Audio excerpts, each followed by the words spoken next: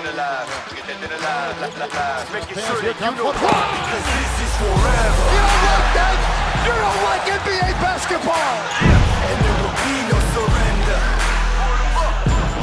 Giannis on the break. You know that this like forever. No surrender. This like forever. Olá a todos, meu nome é João Diniz e sejam bem-vindos ao Bola ao Ar, o podcast sobre a NBA do SAP24, produzido pela Madre Media. No dia em que Michael Jordan comemora o seu 57º aniversário, estamos aqui para falar de duas coisas, e apenas duas. Fazer o rescaldo do All-Star Weekend, que acabou de acontecer e onde, aliás, o Bola ao Ar esteve presente com uma emissão especialíssima no Centro Comercial Alegre, nos cinemas do Centro Comercial Alegre, mas também aproveitando esta paragem na competição para fazermos previsões daquilo que vão ser os prémios individuais no final do ano e por isso aproveito desde já para convidar toda a gente que está a assistir para deixarem as vossas previsões para MVP, Defensive Player of the Year, Most Improved Player, etc, etc, etc. Previsões ousadas, por favor, para nós depois podermos discutir aqui. Comigo tenho, como sempre, Ricardo Brito Reis. Ricardo, estás bom? Olá, João. Tudo bem? Já estás recuperado do fim de semana? Ainda não. Sabes que dormir é sobrevalorizado. Ok. Tenho aqui em agenda um dia em março para recuperar. Sim. Já meteste em agenda? Já. Sim. Este No dia spa? há um dia que vou dormir, dia 17 de março. Ok, fácil.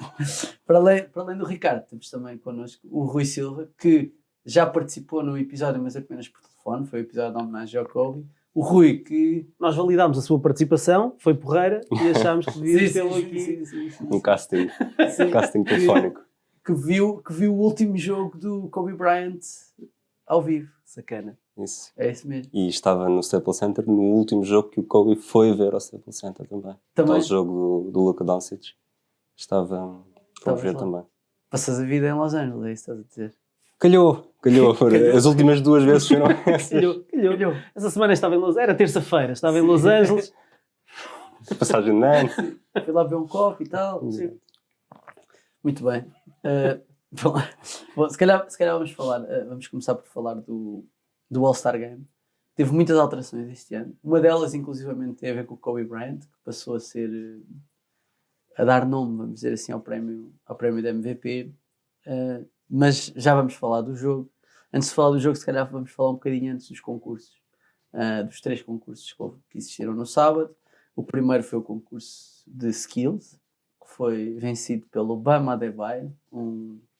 Eu e o Ricardo somos presidente e vice-presidente do clube de fãs de Bam Adebayo em Portugal, não sei se sabias. Se quiseres alistar... Isso deve ser a ABA, porque deve haver várias federações dessas.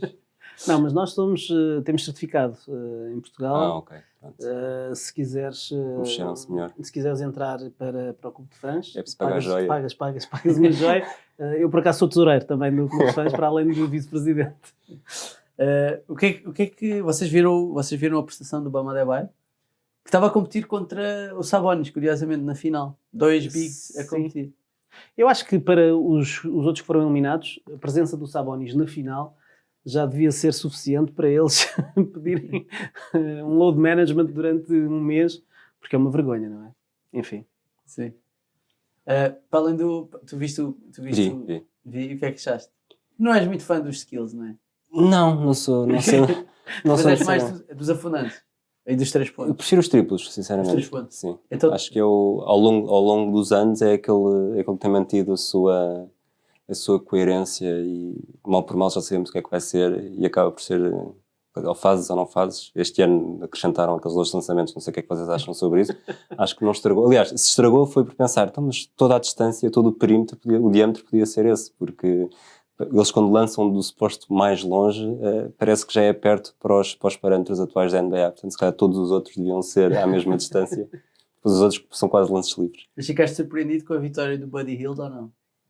Eu acho que aquilo é sempre um bocado por engate. Qualquer um, acho que dos que estavam ali, qualquer um podia ganhar sem ser necessariamente uma grande surpresa. Eu acho que na primeira ronda, quando a malta começou a ver o Devin Booker a marcar muitos cestos, especialmente no fim aquelas bolas de 2, houve ali malta a tremer, de certeza.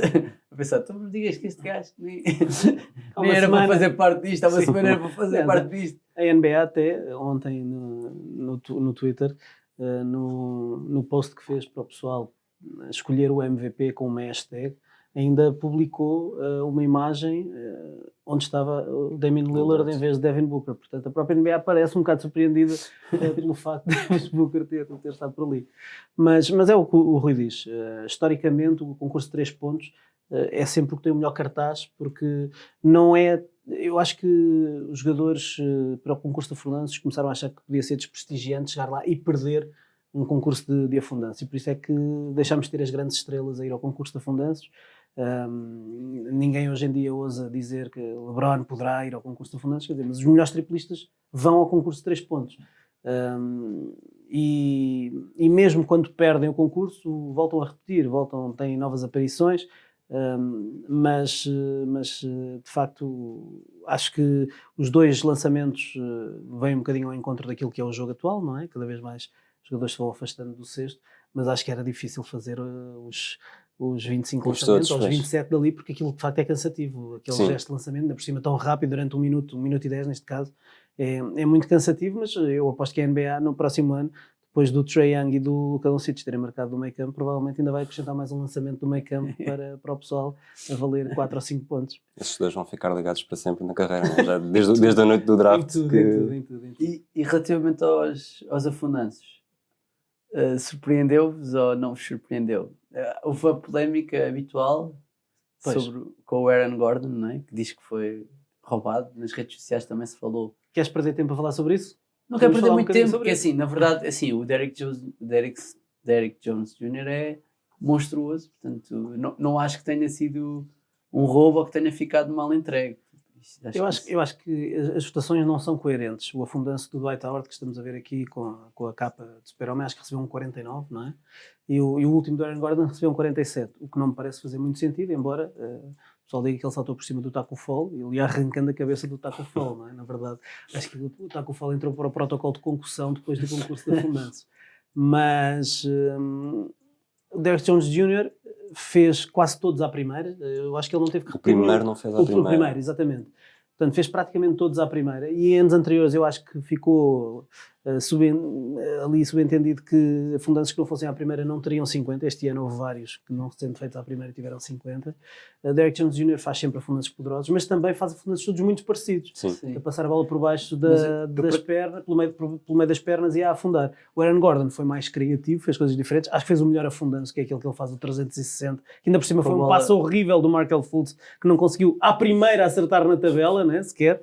Sim, eu achei esse foi o afundanço. Para mim foi o afundanço, claramente o afundanço mais bonito da noite. Nem sequer há dúvidas. Há aquele primeiro do Derrick Jones Jr. que também é porreiro, mas depois são todos muito parecidos. Há vários.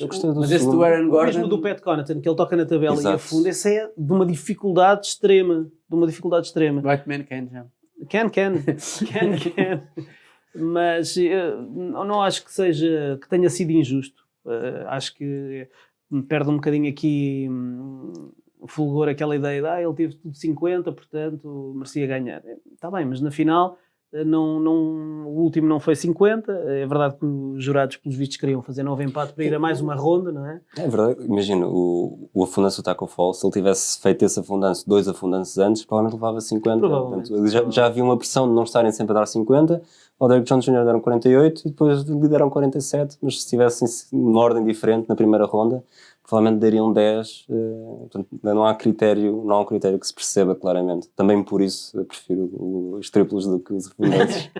Sim, porque a ideia que passa ali é que eles de facto queriam combinar para prolongar aquilo para mais uma ronda, tanto que eu fico com a ideia que nem o Derrick Jones Jr. nem o Aaron Gordon tinham tantos afundanços preparados. Eventualmente teriam o tal primeiro da segunda ronda, da ronda de desempate, mas aquele último foi claramente improvisado. Mesmo o do Taco Fall eu acho que foi claramente improvisado. O Taco Fall estava... Aliás, ele acabou por dizer isso mesmo, que não foi nada combinado. E estava borrado de medo. Sim, borrado de medo e muita pressão, não é? Aqui no Facebook o Paulo Costa diz: não digam mal do Fultz, que ele depois precisa de um ombro amigo. E eu sou presidente do clube de fãs portugueses do Fultz. Bem, relativamente ao jogo, fãs no plural, arriscou dizer no plural. Sim, arriscou, foi um risco. Relativamente ao jogo em si, o jogo sim teve se calhar a melhor imprensa dos últimos anos, provavelmente. Há quem diga que foi o melhor jogo All-Star dos últimos anos. É possível que tenha sido. Houve muitas coisas que mudaram, os períodos voltavam a 0, tirando o último.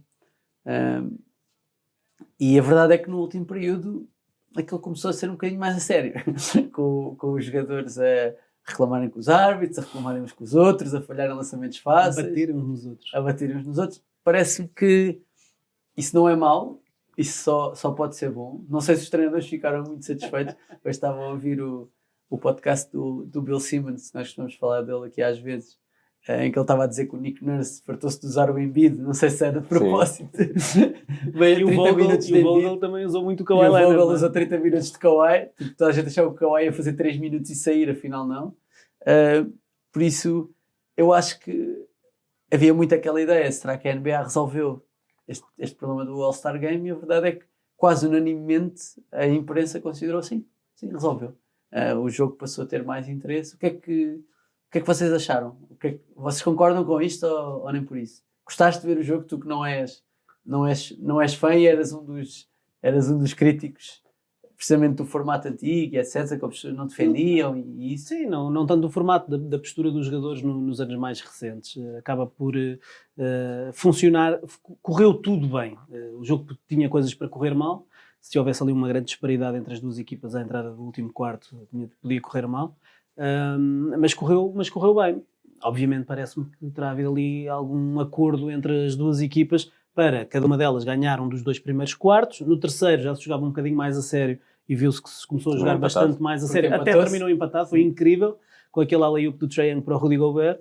E depois o último período jogou-se muito, muito a sério. Acho que tem muito a ver com a postura dos capitães.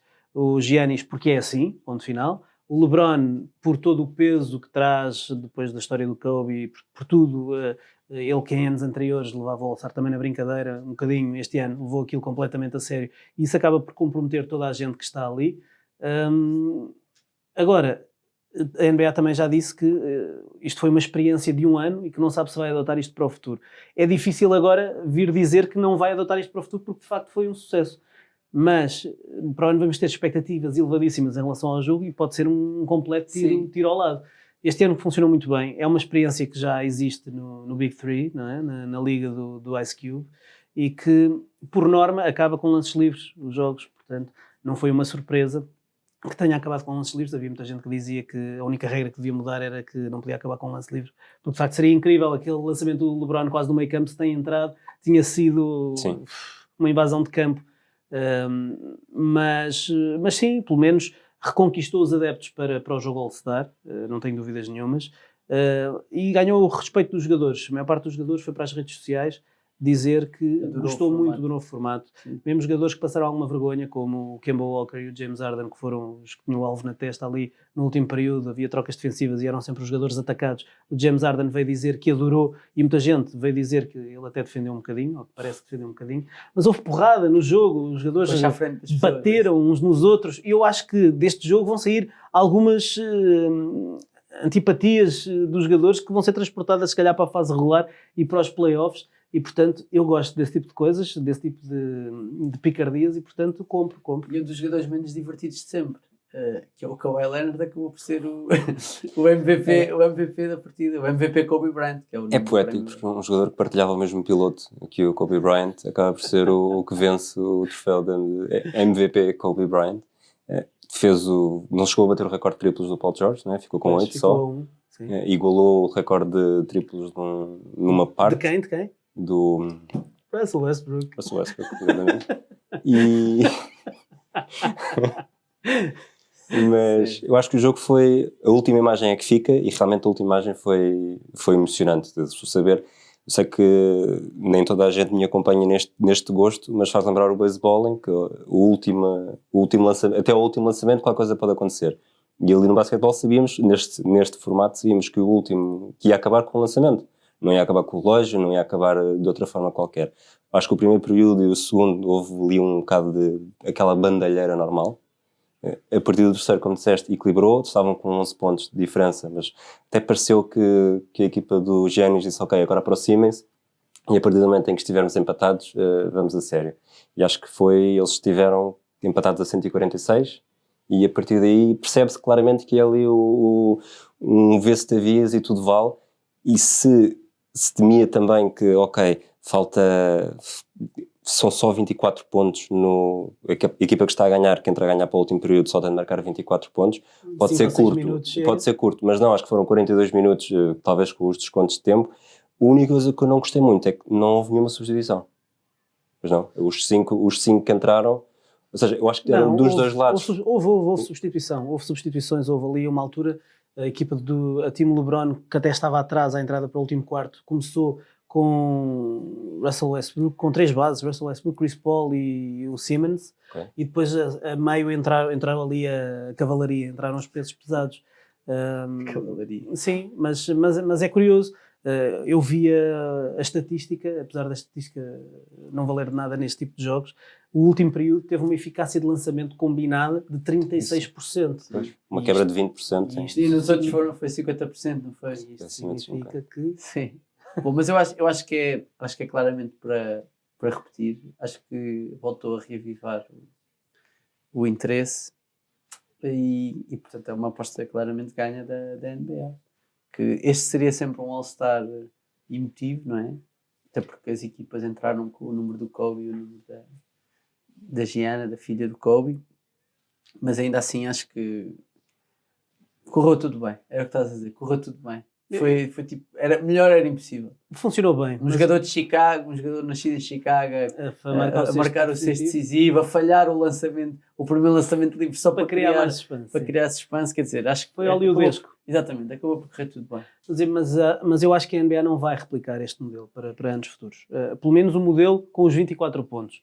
Podem criar. Eu acho que não faz sentido continuar a forçar a homenagem e a recordação de Kobe. Sim, mas se calhar fazem uma média dos 3 períodos, que é da equipa que marcou mais pontos, dividem por 3 e tem de marcar aquele número de pontos. Inventa-se assim qualquer coisa. Uma coisa deste género. Mas manter este ending, este final do isso eu acho perfeito. Sim, é verdade. Bom, por outro lado, desculpa, vem dar razão à teoria de quem diz que na NBA só os últimos 5 minutos é que interessam. Sim. Nem é preciso ver o início do jogo. Sim. Bom, vamos falar então de prémios. Vamos criar aqui polémica. Agitar aqui um bocadinho as águas. Vou já aqui ao Twitter, porque o Kobe The Goat Bryant disse ontem à noite, aliás, hoje o Westbrook vai ser MVP fácil. Ricardo Brito Reis assume em podcast que errou e faz jura onde nunca mais repete a frase alusiva a 3 pontos e a Westbrook. Viram aqui primeiro. # zoeira. Não aconteceu. Não me recordo ontem. Kobe The Goat Bryant. Ontem como é que foi o jogo do Russell Westbrook? Não aconteceu, mas desculpa, não aconteceu. Mas podemos falar já, não necessariamente do MVP, é verdade, porque prémio é que gostavam de começar a falar. Nós temos aqui várias hipóteses. MVP, Most Improved Player, Defensive Player of the Year, Rookie do Ano, Treinador do Ano e Sexto Homem. Querem começar pelo Sexto Homem? O que tu quiseres. Começamos pelo Sexto Homem. Então, Sexto Homem, vou dizer as vossas apostas. Portanto, a minha aposta, no fundo, como o prémio de MVP do All-Star é o prémio Kobe, a minha aposta é o nome do prémio, não é? Sim. Portanto, o Ricardo acha que o Sexto Homem vai ser o Lou Williams. O Rui acha que o Sexto Homem vai ser o Dennis Schroeder. E eu acho que o Sexto Homem vai ser o Montrezl Harrell. Rui, queres defender a tua escolha? Agora, aproveito já agora, desculpa interromper-te antes de começar a defender, que é, quem estiver a assistir à emissão em direto, por favor, deixem as vossas escolhas e argumentem connosco relativamente a isto, porque nós gostamos de discussão e de polémica sempre. Rui, força, desculpa. Tentei fugir um bocadinho ao banal e mesmo que, lá está, vocês disseste o Williams, portanto vocês dois estão em pancada no balneário, não é? Já houve polémica no início do ano. Um clássico aqui no podcast. Sim. E eu tentei fugir, desde que os números fizessem sentido e a aposta, o palpite fizesse sentido, tentei fugir. O Dennis Schroeder está com boas médias, 19.44, acho eu que é isso. É o melhor marcador entre todos os suplentes, não é? Sim, é o melhores médias de marcadores entre os suplentes. os Thunder estão a fazer uma boa época, melhor do que muita gente achava. Acho que ninguém esperava que o Chris Paul estivesse tão bem, que assumisse tão bem aquele papel de tutor ao Shai Gilgeous-Alexander, e se calhar mesmo o Dennis Schroeder sempre teve uma mentalidade muito, muito complicada e um bocado de picuinhas também, já nos tempos de Atlanta. Ele está a vestir bem aquele papel, a equipa está a ganhar, muito dificilmente escapará aos playoffs, e acho que fará sentido, até porque há sempre aquela tendência de não se votar nos mesmos, não só eu, mas mesmo os jornalistas, e se houver realmente algo que aponte nesse sentido, acho que fará sentido, repetindo a palavra, que se vá por aí, sim. Supostamente é um dos favoritos, mas Sim, nas casas de aposta. Sim, não estou a descobrir aqui a pólvora. Sim. Este é daqueles prémios em que há uma mão cheia de candidatos e que pode escolher qualquer um. O Schroeder tem alguns pontos a favor, o facto de ser o melhor marcador entre os suplentes, o facto da equipa estar a surpreender e estar bem mais acima do que aquilo que era esperado no início da temporada. Até esta questão da narrativa que influencia muitas vezes as votações, o facto dele parecer ter finalmente assumido que o seu papel era de base vir do banco e de ser o marcador da segunda unidade, o marcador de pontos da segunda unidade. Portanto, por tudo isso, há aqui argumentos mais do que suficientes para dar o prémio a Schroeder. Agora, Não obstante, porque é que eu escolhi o Williams? E concordo com o Rui que eu também preferia dar a outro jogador, e eu na primeira mensagem que te enviei, até falei do Derrick Rose, que é um bocadinho wishful thinking, gostava, mas os Pistons são miseráveis e não há ali ninguém a jogar, portanto o Derrick Rose tinha que fazer números, não é? Portanto acaba por ser natural. E tem muito a ver com a narrativa também, pela história de superação, tudo. O Williams banalizou aquilo que é o jogar a um altíssimo nível vindo do banco. E quando é como falar do LeBron, e no dia em que o LeBron não faz um jogo de altíssimo nível, ou o Giannis, a malta diz que está a jogar manifestamente mal. E depois vamos ver as estatísticas e tem 30 pontos e 8 ressaltos. Não tem 10, tem 8. Que chatice. Mas não, eles banalizam a genialidade. O Lou Williams, não chegamos ao ponto da genialidade, diria que em termos de genialidade... à sua maneira. Sim, sobretudo pelo que faz dentro de 4 paredes em casa, podemos depois falar sobre isso noutro episódio, mas dentro de campo, dentro das 4 linhas, ele banalizou aquilo que é um registro muito consistente, e na NBA a consistência é algo que não se vê todos os dias, e para um jogador que vem do banco, que é tão consistente a dar aquilo que a equipa precisa, que normalmente quando as estrelas falham, ele está sempre lá para dar aquela faísca vinda do banco. E fecha os jogos sempre, e fechando os jogos é muitas vezes o escolhido para os lançamentos importantes ali. No início desta temporada ele marcou um buzzer beater logo num jogo a abrir a temporada, e portanto é alguém em quem os treinadores têm por hábito confiar para os lançamentos decisivos, mesmo quando há grandes estrelas ao lado. Eu acho que por tudo isso ele continua a ser o homem para perder o prémio de sexto homem. Muito bem, eu escolhi o seu companheiro de equipa, o Montrezl Harrell. São 18 pontos, são 7 ressaltos, são quase 2 assistências por jogo, um abafo por jogo, mas na verdade eu sinto é que o Montrezl Harrell é uma espécie da alma, vamos dizer assim, dos Clippers, e por isso, por ser um galvanizador, e por ter o azar de estar na mesma equipa do Lou Williams, ele tem aí menos de 2 pontos de média do que ele por jogo, tem mais ressaltos, claro. Eu acho que merecia. Eu acho que merecia até pelo seu percurso na NBA, merecia vencer um prémio. E, portanto, não podendo ser o Most Improved nesta fase, se calhar vai ter de ser o sexto homem. Pronto, e é está isto. bem. No entanto, lá em casa no Facebook não concordam comigo, claro. O Jorge Ricardo Rodrigues diz que o sexto homem será o Eric Gordon ou o Lou Williams. Eric Gordon. O Tiago Pereira diz que é o Lou Williams. E o André Peralta faz já aqui uma ponta incrível para o próximo prémio que podemos falar, que é o de Most Improved Player. Ele diz que o Most Improved Player, sem dúvidas, é o Bam Adebayo. E eu digo que, sem dúvidas, o Most Improved Player é o Bam Adebayo. Já vocês não dizem isso, né? O Ricardo diz que é o Devontae Graham e o Rui diz que é o Brandon Ingram.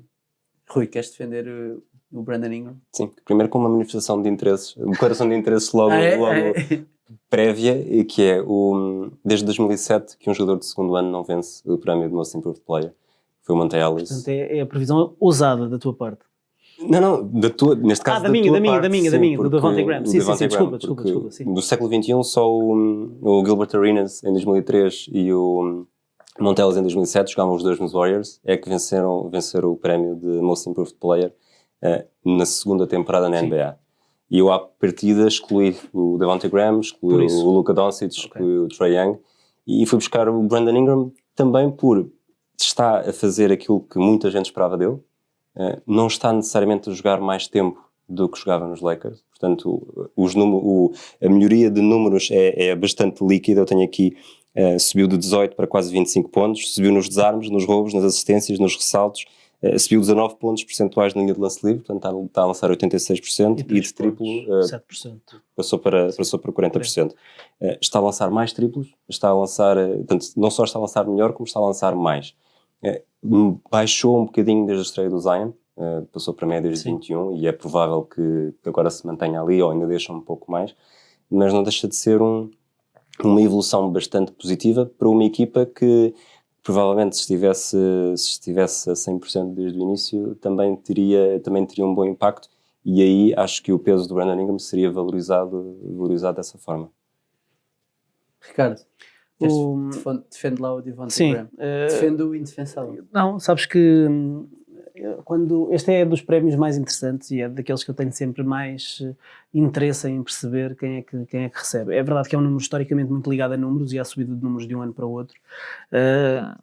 As casas de apostas colocam o Bam Adebayo como o principal favorito a ganhar o prémio. Sim. Mas eu fui ver... É que tens pendurado já Eu fui ver vários jogadores e, por exemplo, o Luka Doncic é um jogador que podia perfeitamente entrar aí também nessa corrida. O Brandon Ingram é o único que melhorou todos os principais 5 registros estatísticos, como o Rui disse aqui. E depois Adebayo, incrível o que está a fazer.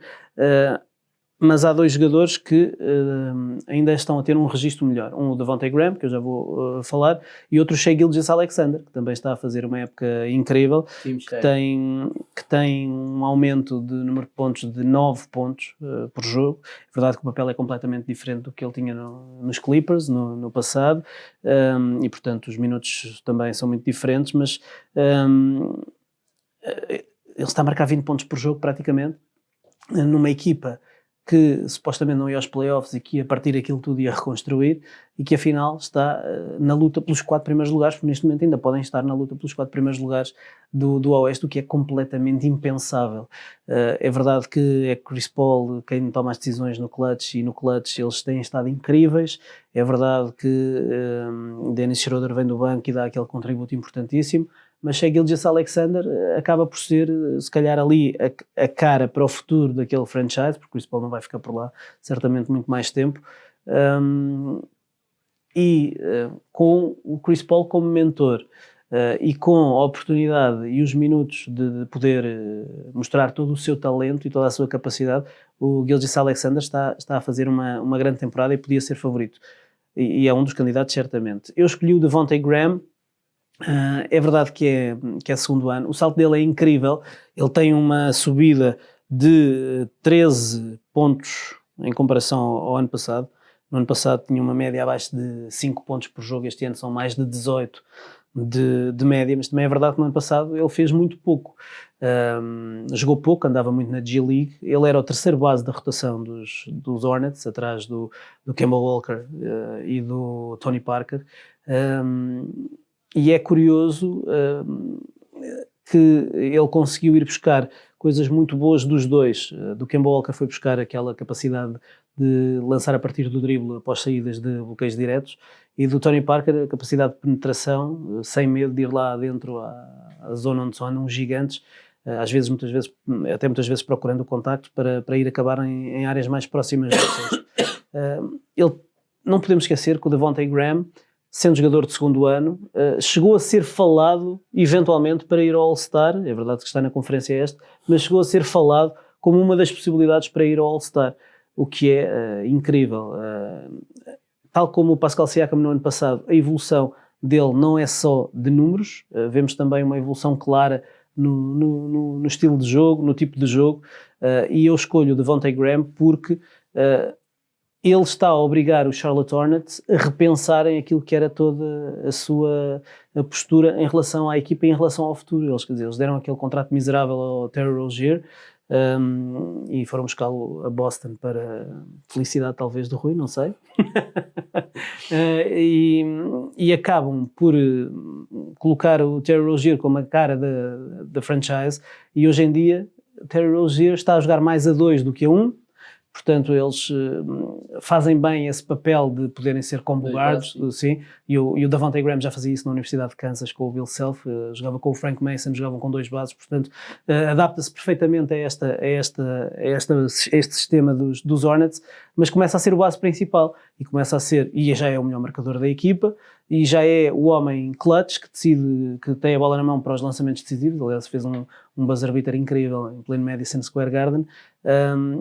Os números dele foram decaindo um pouco com o andamento da temporada, mas continuo a achar que, olhando para a evolução dos números e para o verdadeiro desenvolvimento das aptidões técnicas e da sua preponderância na equipa, continua a ser o meu favorito para ganhar este prémio. Bom, são opiniões. Se ele evolui de acordo com os jogadores com quem partilha o balneário, teve azar em ir para os Hornets. Se jogasse nos Lakers ou nos Clippers, daqui a 2 anos estavam... Não, acho que ele teve muita sorte em ir parar ali, teve muita sorte. Foi beber de 2 grandes. O meu most improved player é o Bam Adebayo, por várias razões. Os Heat do ano passado ficaram em 10º lugar na Conferência Este, não foram aos playoffs. Este ano estão a lutar por ficar nos 2 primeiros, ou em segundo ou em terceiro, sim, é possível. E eu acho que parte disso ou seja, esta evolução do Heat pode ser, se quisermos, paralela à evolução do Bam Adebayo. Tinha 9 pontos por jogo, agora tem 16, tinha 7 ressaltos, agora tem 10, tinha 2 assistências, agora tem 5. Ele é também, se quiserem, um bocadinho como o Montrezl Harrell, mas aquilo eu acho que no caso do Bam ainda é mais evidente, é a alma da equipa, mesmo tendo outras super estrelas, como neste caso o Jimmy Butler, mesmo, e agora tem o Iguodala também, se quiserem, acho que podemos considerar uma super estrela, mas já foi o franchise player de uma equipa, já acho que se pode considerar uma super estrela. Mas, não obstante, acho que é claramente, ou seja, a evolução do Bam é um ótimo, é um tónico, vamos dizer assim, para toda a equipa de Miami, também ela evoluir, porque o que aconteceu com jogadores como o Duncan, eu digo sempre Duncan Ferguson, porque eu sempre com um jogador como de é que é futebol possível? que se chama Duncan Ferguson. Isso. Era para quê? Do Glasgow Rangers, não? Sim, por acaso dos anos jogou, 90. Estás a ver como eu até sei Duncan Robinson, o Kendrick Nunn, o Tyler Hero, tudo isso, é óbvio que tudo isso faz parte dos Miami, mas eu acho que o Bam Adebayo é a verdadeira alma da equipa, e acho que honestamente que ele merece ganhar qualquer coisa este ano. Não sei se vai ficar numa das 3 melhores equipas da All-NBA, espero que sim, acho que tem, ainda agora foi ao All-Star, portanto é expectável que sim, e acho que merece também o Most Improved Player. As vossas escolhas, quer o Ingram, quer o Adebayo, foram All-Star, não é? Sim. Estrearam-se no All-Star, e isso é um voto de qualidade. Estão entre os 24, ou entre os 8 melhores de cada uma das conferências. Em relação ao Adebayo, o que me impressiona mais é perceber que Eric Spoelstra, que é um treinador cuja equipa joga muito mais por conceitos do que propriamente por set plays e um sistema muito rígido, não é um treinador de joystick, é alguém que dá liberdade aos jogadores para fazerem leituras e para decidirem. Vê-se obrigado, com Bam Adebayo, a começar todos os ataques a partir de Bam Adebayo, e começar uma equipa que pode jogar sem base. O Goran Dragic joga muitas vezes ali quase a 2, como atirador, e está a lançar muito bem 3 pontos até. Uma equipa que é obrigada a jogar de uma determinada maneira, com o jogador poste, ou o jogador um big, como o principal portador da bola, ou o iniciador do ataque. Só atesta a qualidade que até o Eric Spoelstra foi obrigado a refazer aquele sistema para poder explorar ali as mais-valias do Bam Adebayo, que eu arrisco dizer que é um Draymond Green 2.0 e eventualmente um com MVP para o futuro. Já voltava. Curioso, porque eu beneficiou imenso com a saída do Hassan Whiteside, não é? Claro. Aliás, toda a gente em Miami beneficiou com a saída do Hassan Whiteside. Mas e se fala muito que o Wendell Carter Jr. pode ser uma nova espécie de Al Horford, eu também vejo semelhanças entre o Bam Adebayo e o Al Horford, da forma que consegue montar o jogo. Lá está o que estava a dizer, o point center quase. O Bam Adebayo consegue fazer isso de forma semelhante ao que o Al Horford faz, mas depois é capaz de acrescentar ainda mais. Portanto, não sei se será um 2.0, será um 3.0. É mais atlético, é mais... Sim. Vamos dizer, ao nível do drible. À frente dos potes. Ele já faz os crosses. Ele mais completo. Ele consegue fingir o hand-off e entrar em drible e ultrapassa com um base que esteja ali a defender, um jogador mais rápido. Precisa, se calhar, de ganhar uma capacidade de lançamento. Ele está a lançar 9% da linha dos 3 pontos. Também é verdade que não lança quase nada dos 3 pontos. No Skill Challenge? Sim, teve que lançar, não é? E deu jeito, e foi até ao fim e ganhou. Portanto, precisa de, se calhar, de ganhar essa capacidade para ter mais essa arma. Mas lá está, isto é a nossa mania de dizermos que aos jogadores falta qualquer coisa e que se acrescentar isso vai ser perfeito. Portanto, o Giannis também já é perfeito, já tem um lançamento de 3 pontos, já chegou lá. Deixem-me ir aqui ao Facebook, o Félix diz Six Men que jogam mais tempo que os starters. Estava a falar do Lou Williams.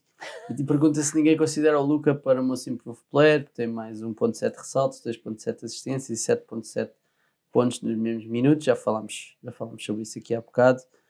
O Tiago Pereira, que fala do Trae Young como Most Improved Player. E o Bruno Carvalheira diz que Bam Adebayo será o vencedor também pela excelente campanha do ZIT. O André Peralta diz: João Diniz, afinal percebes disto também? Estamos completamente de acordo relativamente ao prémio de Most Improved Player. Obrigado. O André precisou de 18 episódios sim. para validar. André, que diz treinador do ano, Eric Spoelstra. João Diniz, estou a contar contigo para este prémio também. André, estás com azar. Isso não é o meu treinador do ano. Agora é o Ricardo que vai começar a ser o... Podemos falar do treinador do ano. Vocês escolheram os dois o mesmo treinador, curiosamente. O Nick Nurse, que eu acho que merece ser o treinador do ano. Não obstante, não foi o treinador que eu escolhi, porque gosto de ser do contra. O treinador que eu escolhi foi o Mike Budenholzer, que já ganhou o ano passado, que eu acho que merece ganhar este ano outra vez. Apenas só pelo registro. Apenas pelo registro, pelo facto de ser a melhor equipa defensiva da Liga, ou a terceira melhor equipa defensiva da Liga. É a melhor equipa defensiva da Liga. O terceiro melhor ataque e a melhor defesa. Melhor recorde da NBA. Quer dizer, é muito difícil, percebendo o trabalho do Nick Nurse e até do Eric Spoelstra, que já falámos lá. E se quiserem até, sou capaz de dizer isto, do Frank Vogel nos Lakers. Não, é assim, eu percebo que estás-te a rir, mas os Lakers não eram uma boa defesa o ano passado e este ano estão na... Aliás, aqui um bocado já vamos falar do meu Defensive Player of the Year precisamente por isso. Não posso acreditar. Dwight Howard, não é Dwight Howard. Não, mas o Frank Vogel até podia entrar na discussão, porque os Lakers vão acabar se calhar com o segundo melhor recorde da NBA e a jogar bem e com claras hipóteses de serem campeões. Portanto, não acho que fosse estúpido, por assim dizer. E chegamos a fevereiro, ainda não houve uma única polémica com o Jason Kidd, ninguém disse que o Frank Vogel foi uma má escolha. Isso é que ninguém fala. Começou desde o início. As coisas com o Kuzma tremeram um bocadinho ali até ao trade deadline, depois acalmaram outra vez. Também não é o Kuzma, quer dizer. Agora, claro que o Nick Nurse não é uma má escolha, né? Tipo, ele está a fazer uma coisa incrível. Não, estou a dizer... Não, o que eu estou a dizer é, não me choca se ganhar o Budenholzer, mas também não me choca se ganhar o Nick Nurse, que provavelmente até é quem vai ganhar. Já que não... Não, mas vou dizer... Não, mas vou explicar. Mais um bocadinho e já está garantido. Não. Nós já nem vamos falar, já está. Não é isso. Não, mas já vais dar os nossos argumentos. Digam lá se não concordam com isto, que é o Nick Nurse ano passado foi campeão. Não tens prémios de melhor treinador nos playoffs. E este ano, fazendo o que está a fazer, eu acho que de alguma forma, não acreditando que os Toronto Raptors possam ser campeões, mas de alguma forma pode haver aqui um mecanismo quase de compensação relativamente a ele. E faz-me sentido que isso aconteça. Aquilo que tu dizes há pouco da narrativa é um bocado por aí. O Budenholzer já ganhou, portanto dar outra vez ao mesmo talvez não seja o voto cansativo, não é? Estar a repetir. E realmente o Nick Nurse fez jus ao nome. Tinha ali uma equipa que a sangrar por todo lado, saiu o Kawhi Leonard, saiu o Danny Green, e ele estancou a hemorragia, aproveitou e também tem mérito nisso, na evolução brutal do Pascal Siakam, e eu diria que se calhar no início do ano, da época, se os Raptors chegassem aos playoffs, a maior parte das pessoas diria que ficava ali 7º, 8º, até porque se esperava que os Nets estivessem bastante melhor, ou pelo menos melhor do que estão, que também não é difícil. E o que é certo é que eles neste momento estão na pole position para o segundo lugar, e estando no segundo lugar, provavelmente poderão ter uma chegar posição a chegar às finais de conferência, que será sempre um triunfo para os Raptors, que antes do título, a chegar à final de conferência já seria sempre aquela trágico desfecho contra o LeBron. Sim. Podíamos dizer que o Billy Donovan está a superar as expectativas. Está a mostrar verdadeiramente trabalho de treinador, tendo possibilidade de ter um plantel que até Nascer para ver, com jogadores para ver treináveis. Ricardo Brito Reis defender Billy Donovan. Não. Nascer para isso. Não. É assim, o Billy Donovan teve uma tarefa ingrata nos últimos anos. Apanhou ali dois jogadores que são autênticas superestrelas. Devia ser como no golfe, era tipo handicap. Começavas com handicap, tipo Billy Donovan, se quer treinar quem? O Westbrook? Não, isso tem de começar já um espaço à frente para a corrida do treinador. Isso tem coisas boas e tem coisas más, não é? Obviamente teres uma superestrela ou duas, como o Westbrook e Kevin Durant, dá-te quase automaticamente uma presença nos playoffs e uma run longa nos playoffs. Agora, sendo dois jogadores que são tão polarizadores, acaba por permitir pouco espaço ao treinador para colocar a sua impressão digital ali na equipa. Este ano estamos a ver isso. Estamos a ver o Standard a fazer coisas completamente diferentes do passado, com muito mais continuidades no ataque do que no passado, em que a bola não cola, em que os jogadores que estão em fim de contrato passam a bola em vez de irem à procura dos seus números, e isso tem a ver muito com o trabalho da equipa técnica. E ainda bem, porque o Billy Donovan perdeu muito daquilo que era a sua credibilidade, ou um bocadinho da sua credibilidade que trazia do basquetebol universitário, e este ano reconquistou-a ao provar que com uma equipa um bocadinho mais treinável consegue de facto meter a equipa a jogar. Agora, a escolha pelo Nick Nurse tem a ver com um autêntico milagre que está a acontecer em Toronto, que é um milagre, mais do que um Nurse. Eu acho que ele é um saint, porque o que Nick Nurse está a fazer não tem qualificação possível. Ele perdeu o MVP das finais e o melhor defensor da NBA em transição defensiva e um dos melhores defensores de perímetro da liga no Danny Green, dois elementos preponderantes do 5 inicial. O Pascal Siakam, como dizia o Rui, tem que continuar a ter aquele desenvolvimento brutal que temos assistido, e depois tem inventado jogadores. Quer dizer, ele inventou o Terence Davis, ele está a ajudar a inventar o Chris Boucher. Há ali uma série de jogadores. O Norman Powell, de repente, parece um jogador muito consistente, agora está lesionado, mas a jogar de uma forma muito consistente. E eu acho que o Van Vliet, que ele próprio assume que nunca pensou ter tanta preponderância numa equipa e jogar tantos minutos no imediato, portanto, isso é trabalho de treinador. Quem diria que é o Spencer Dinwiddie dos pobres. Ou o Drake da quadra. Enfim, mas os Raptors continuam a surpreender todas as noites, continuam a ganhar e fazem coisas que mais nenhuma da equipa da NBA faz, e isso também me ajuda a escolher, a dar o prémio ao Nick Nurse, que é as várias opções, as várias estratégias que eles têm, sobretudo do ponto de vista defensivo, as várias estratégias que eles têm e colocam dentro de campo. Eles são a única equipa da NBA que faz press em campo inteiro, faz zona press em campo inteiro. E para mim é absurdo não haver mais equipas da NBA a usar press, não é? Tem uma zona 2-3 que é incrível. É claro que não é só trabalho de Nick Nurse, não tenho dúvidas que o Sérgio Scariolo, que é só treinador campeão do mundo e que é adjunto do Nick Nurse, tem alguma coisa a ver com isto. Mas esta complexidade das várias defesas que eles têm e que os têm ajudado, e muitas vezes a ir buscar jogos, que eles têm muitas histórias este ano em que estão no buraco e conseguem ir buscar jogos e recuperar, e tem muito a ver com isto, com as alternâncias defensivas, com a procura da melhor solução defensiva para ir buscar o jogo, para lhes dar aquele ímpeto, porque depois os miúdos gostam de correr, consegues um roubo de bola, consegues um ressalto, saem em transição, conseguem pontos fáceis, fazem ali um parcial de 6-0, de 8-0, e de repente o jogo está na mão outra vez. E isso tem muito a ver com o trabalho de treinador, e por isso eu acho que o Nick Nurse é, para mim, de caras, o treinador do ano. O Bruno Carvalheira concorda contigo. Nick Nurse, o arrombo que se esperava dos Toronto, não aconteceu e acho que muito se deve ao treinador. Portanto, desculpem. E mais, o Nick Nurse tem os melhores memes entre os treinadores, acho que não há dúvida, portanto. Tinha um dos Isso. melhores óculos de massa que já se viu Sim. pisar um campo da NBA. E aderiu à cena do scarf do Ibaka. Tem só pontos a favor. Sim. O Diogo Lavezzi diz que o Defensive Player of the Year é Ben Simmons, que tem estado monstruoso. Não obstante, não foi esse que nós escolhemos para Defensive Player of the Year. Não sei se esperavam que o Ben Simmons ontem lançasse um chouriço para ganhar o jogo. Eu acho que era uma história bonita para terminar aquele All-Star. Mas enfim. Então vamos lá ver aqui o Defensive Player of the Year. Vocês os dois escolheram o Giannis Antetokounmpo, que eu acho que merece ser o Defensive Player of the Year. Quis só deixar-vos aqui uma pequena alternativa, só para o caso. O Brook Lopes. Hã? O Brook Lopes. Não, o Brook Lopes não. Mas a minha alternativa é o Anthony Davis.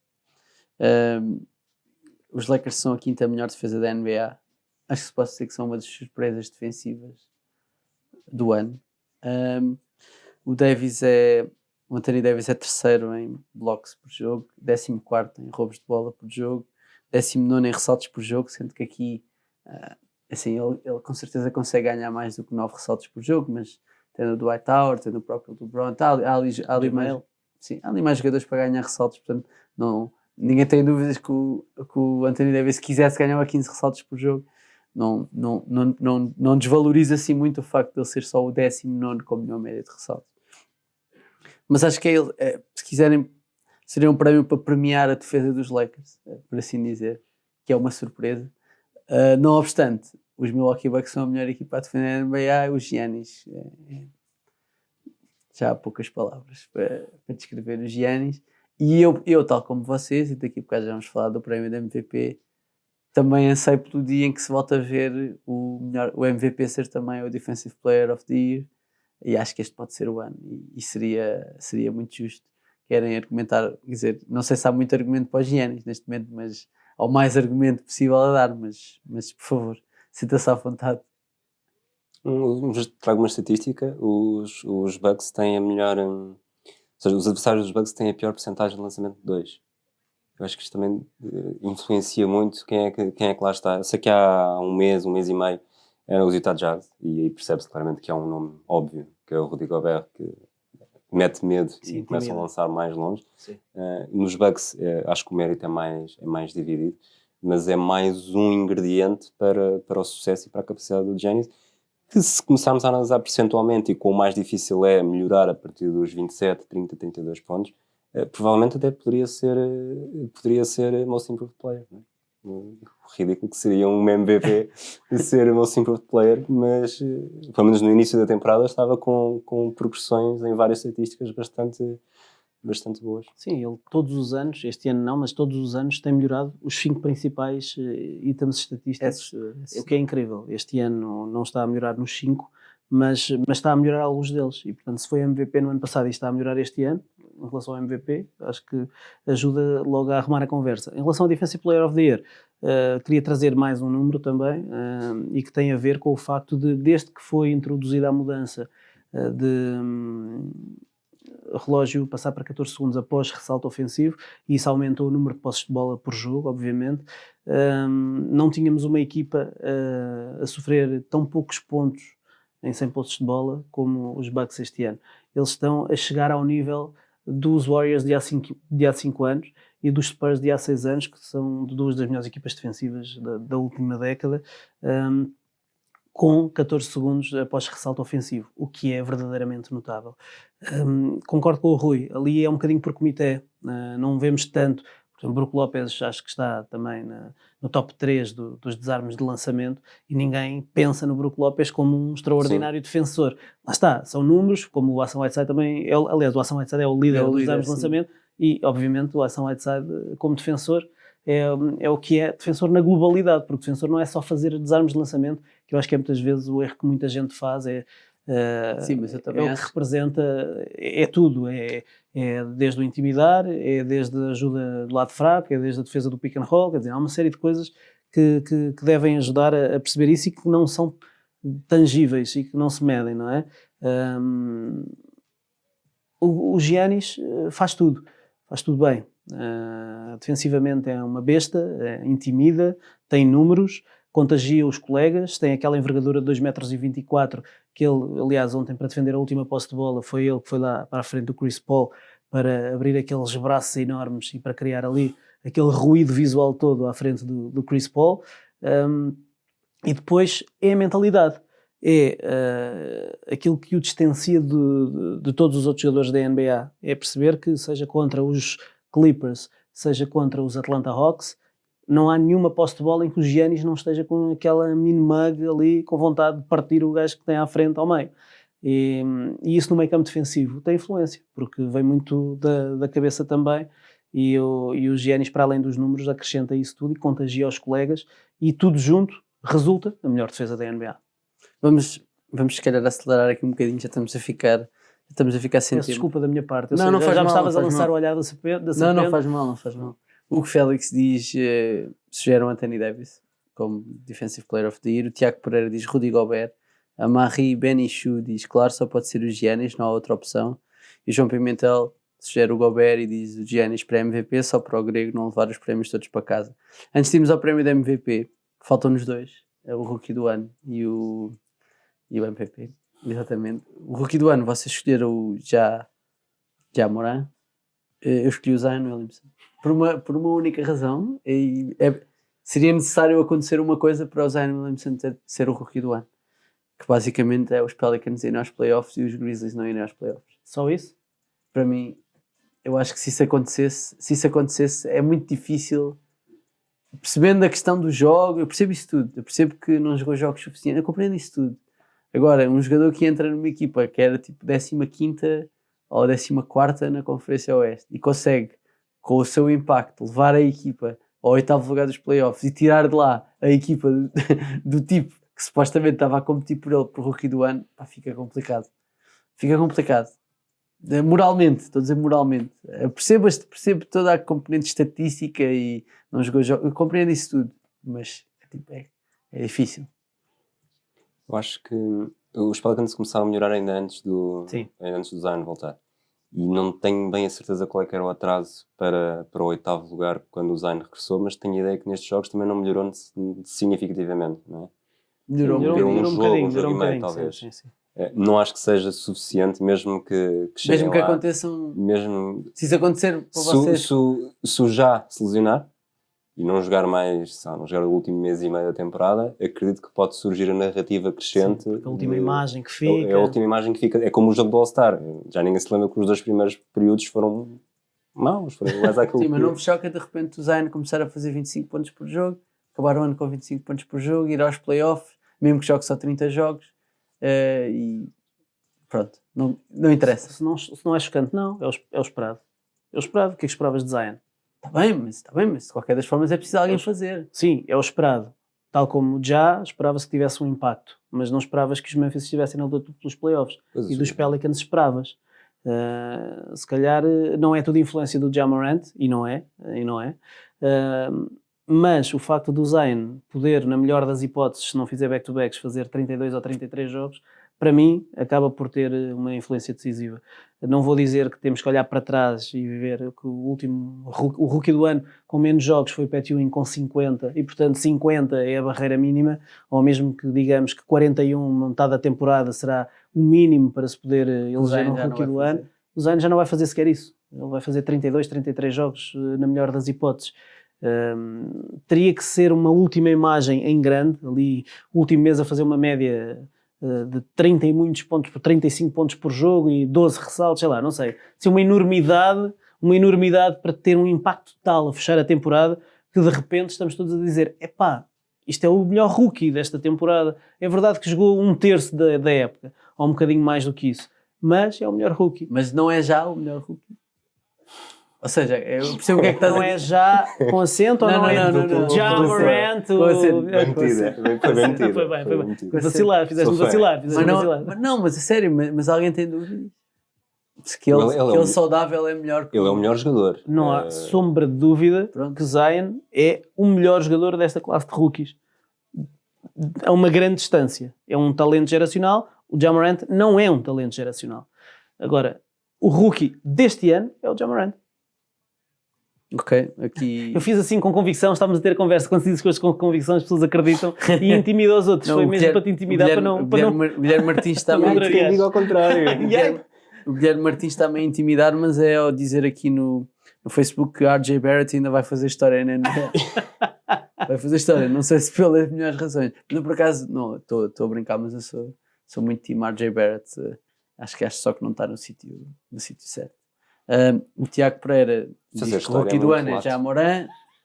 E a Marie Benichou também diz Ja Morant, sem Sim, dúvidas. fazer história de facto muito lá. Ontem o Kyle Lowry fez história das faltas ofensivas num All-Star, no mesmo All-Star, fez história. Relativamente ao prémio de MVP, pronto, já se sabe, vocês escolheram Giannis Antetokounmpo. Eu vou dar só o meu argumento para vocês rebaterem para o MVP ser o LeBron James. O LeBron James tem 35 anos, está a fazer médias de 25 pontos, 8 ressaltos, 11 assistências, 1.3 roubos de bola, e os Lakers vão terminar provavelmente com o segundo melhor recorde da NBA, como estávamos a dizer aqui. Quando os Lakers jogam sem o Anthony Davis e com o LeBron James, são o melhor ataque da NBA, à frente dos Bucks, e são a segunda melhor defesa, apenas atrás dos Bucks. Quantos jogos é que tem essa amostra? É o tempo que joga sem o Anthony É, Todo o line-up- tempo. line-up sem o Ok, Anthony ok, Davis. joga ok. sem o Ok, Anthony ok, Davis. ok, ok. Não são os jogos sem Sim, o sim, Anthony sim, sim. Davis, Ok, é o tempo ok, que joga já sem o percebi, Anthony já Davis. percebi. É por 100 posses de bola. Muito bem. E portanto, óbvio que o MVP vai acabar por ir para os Giannis, mas eu gostava só de deixar aqui esta referência porque não me parece descabido pensar eventualmente naquilo que o LeBron James está a fazer aos 35 anos. É verdade ter o Anthony Davis ao lado, sim senhor, mas ainda assim a estatística, vamos dizer assim, prova que os Lakers até jogam melhor sem o Anthony Davis do que com o Anthony Davis, pelo menos nesta fase. Por isso queria deixar isto aqui só para... Mas podemos encontrar mais discussão. argumentos. A história da narrativa no MVP é muito importante Sim, e este sim. ano tão lakeriano, por causa de Kobe, por causa de tudo o que aconteceu ali, depois da história de Kobe, da forma como o LeBron disse que ia garantir que o legado ia continuar e a Laker Nation dizer és dos nossos, finalmente o LeBron é Laker. Carregar a equipa depois dos últimos anos miseráveis dos Lakers a uma presença nos playoffs e que se espera que seja longa, em princípio, vamos ver, porque eles contra as equipas fortes não têm um registro assim tão bom quanto isso, bem pelo contrário, mas sim, claro que é um candidato, ainda por cima, lá está, 35 anos, 17ª temporada da NBA, com aquela ideia de que banaliza a genialidade. Qual é o jogador de 35 anos em qualquer desporto que joga no seu prime aos 35 anos na 17ª carreira de... Ronaldo. Só o Cristiano Ronaldo. Ninguém, não. Só o Cristiano Ronaldo. Quem? Cristiano Ronaldo? Não. Tem 35 anos? Cristiano Ronaldo Está a é jogar idade o do melhor LeBron futebol da sua carreira? Está a jogar um dos... Assim, Não vamos falar disso agora. Percentualmente, sim, acho que há uma quebra maior no Cristiano Ronaldo do que no sim, do LeBron James. sim, mas quer Sim, dizer, sim, mas continuaste Sim, a mas estar... está no seu prime. Continua a ser um dos melhores. continua é a isso ser que um queres dos dizer. melhores jogadores do mundo, sim, Sim, sem sim, dúvida. É sim. isso que eu quero dizer. Sim. Mas não há muitos, efetivamente não há muitos. O Ibrahimovic podia ser um exemplo também, é mais velho até, mas com 35 anos já estava a jogar nos Estados Unidos, acho eu. Por isso... Eu acho que vamos por estar a falar mais do LeBron James do que do Giannis, mas acho que faz sentido porque o Giannis é a escolha óbvia e já falámos um bocadinho dos números. Mesmo antes do que aconteceu com o Kobe, eu acho que houve no início, durante o verão, falou-se muito o LeBron James quer receber o Anthony Davis e vai mexer os cordelinhos para criar a narrativa de ser o Defensive Player of the Year. Provavelmente se ele quisesse, e para a época que os Lakers estão a fazer, que acho que nem eles esperavam que fosse assim tão boa, provavelmente também poderia já ter aparecido a narrativa do LeBron James, 35 anos, vai ser MVP, mas deve ter havido ali qualquer clique interno de não, nós temos mais a ganhar para aquilo que realmente queremos se nos concentrarmos dentro de campo, em ganharmos o máximo de jogos possível, ter a vantagem no ano em que o Oeste vai ser uma luta de galos. Agora já não parece tanto como chegou a aparecer em setembro, de julho a setembro, mas ainda assim vai ser difícil, vai ser desgastante. E talvez, se tivesse havido essa preocupação em criar a narrativa crescente de tanto LeBron James como Anthony Davis, seria mais simples. Neste momento em que os Bucks vão claramente terminar com o melhor registro que os Lakers, acho que já é tarde demais para aconteça o que acontecer, o prémio fugir ao grego. E é por isso que o Mike Budenholzer não vai ganhar o troféu de treinador do ano. Também ajuda. Porque já vão 2 para Milwaukee. Já vão 2 para Milwaukee. O Tiago Pereira diz que com 35 anos e continua a fazer números absurdos, é máquina. O Diego Lavezzi diz que o MVP é Giannis, com o recorde que tem é difícil escolher outro, sem falar no pé absurdo, que até é superior ao grande Will Chamberlain. O Hugo Félix diz, apesar de ser um prémio de fase regular, já sabemos que os playoffs têm influência, dependerá das prestações de cada um nessa fase, e aí confio mais no LeBron James. Malta, muito obrigado. Gostei muito deste bocadinho. Pensava que ias comentar a publicação de Steph Curry no Instagram. Não. Que confirma que a sua mão esquerda está totalmente recuperada. Não temos a publicação para mostrar no direto, mas as pessoas depois podem ir à procura e ouvir. Não vejam ao pé dos vossos filhos. Sim, é um conselho que vos damos. Obrigado, Ricardo. Obrigado, Rui. A quem está lá em casa a assistir, não se esqueçam de subscrever o podcast no iTunes, no Spotify, deixar estrelas e críticas no iTunes, não deixar críticas negativas, deixar só críticas positivas, guardem as críticas negativas para continuas a fazer esse choradinho. Sim, esta vale a pena, não vale a pena, somos todos amigos, se tiverem críticas negativas, guardem para vocês. Quem não ouviu o episódio desde o início, portanto pode ouvir depois a versão em podcast, pode também ouvir em podcast o episódio especial que eu e o Ricardo gravámos ao vivo no Cinema City do Alegre em Alfragide. É um episódio que tem bastantes peripécias, acho que se pode dizer assim. Quanto a nós, voltamos a ver-nos para a semana. Obrigado e boas madrugadas. Making sure that you know why, because this is forever. You don't like that? You don't like NBA basketball. And there will be no surrender. Giannis on the